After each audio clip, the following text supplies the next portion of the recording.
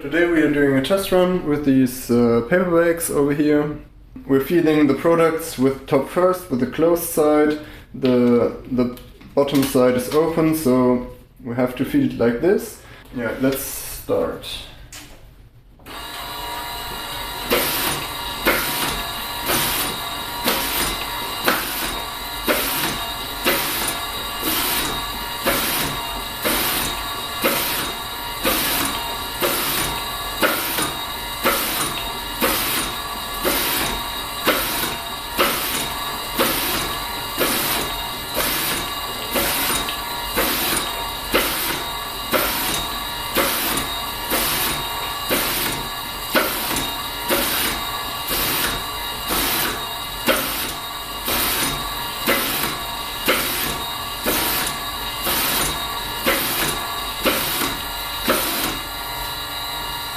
So this is all we had.